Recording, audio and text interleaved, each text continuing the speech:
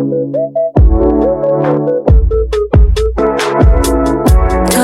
to us just because. Hey there everyone, it's me Mami Angel. Welcome back to my channel. For today's video guys ay itutour ko kayo, ayan, bibisitahin natin yung maliit kong bakuran doon na may tanim na mga gulay kasi matagal ko na siyang hindi nabisita. Titingnan natin kung anong pagbabago niya at saka kung merong aayusin natin. At kung nagustuhan niyo yung video na to, please like, share, and follow me for more videos and subscribe to my YouTube channel, Mami Angel's Vlog. Thank you guys. Bye!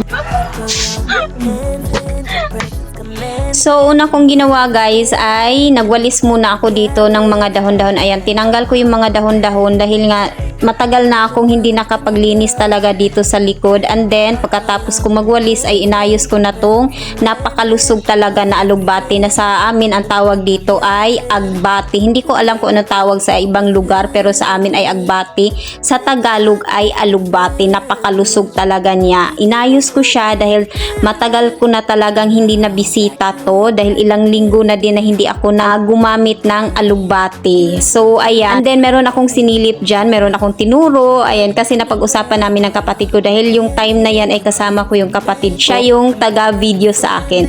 So, napag-usapan namin yung time na yan na kukuha dapat kami ng kangkong dahil paborito niya yung kangkong and then nag-ulam kami ng sinigang at naubusan kami ng kangkong. So, yun, napag-usapan namin na kukuha dapat kami. Kaya lang, yung palayan dyan ay basa. Ayan, kaya sabi ng kapatid ko kunin ko daw yung boots. Ayan, para manguha kami ng kangkong. Kaya lang, parehas kami takot na baka mamaya meron palang ahas. So, ayun, hindi kami natuloy na kumuha. Inayos ko na lang yung alugbati. Ayan, inayos ko yung alugbati guys kasi sobrang ganda niya talaga. Ang lusog-lusog niya at saka laki-laki ng mga dahon niya. Kabilaan yan. So, paikot yan. Ayan, dito sa bandang side and then dito sa harapan ko and then dito pa, dito sa kabila. Ayan, kaya talagang paikot yung alugbati ko. And then dito sa part na to, ayan, diniligan ko. Dito sa part na yan, wala siyang paggapangan. So ngayon, dahil medyo humaba na siya, tsaka yung iba nasa lupa lang, gagawan ko siya ng gagapangan niya. Ayan, kumuha ko ng alambre, tapos inikot ko siya dyan, and then hanggang dito sa kabilang side. So, ini-imagine ko guys, kung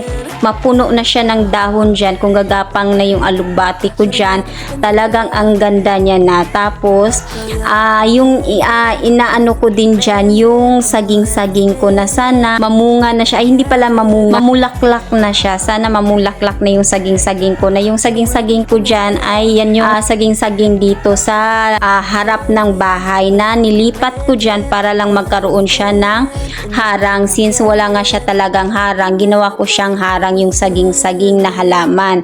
And then, naglagay ako ng alambre kasi nga yung alugbati ay humaba na. Ayan. So, paglagay ko niyan, tinulungan ko yung alugbati na inayos ko, inikot-ikot ko sa alambre para doon na siya gagapang talaga. And then, so i-update ko na lang kayo guys sa susunod pagka ano na talaga siya, talagang puno na yung alambre ng dahon. Ayan, di ba? Kumbaga talaga inimagine ko kung ano itsura niya pagka green na siya lahat. Ayan, napuno na yung alambre ng alugbati din. Diyan banda and then dito sa bandang side naman. Ayan, so ayan, nakita niyo guys. Inayos ko talagang tinulungan ko yung alugbati para matuto siya kung saan siya gagapang.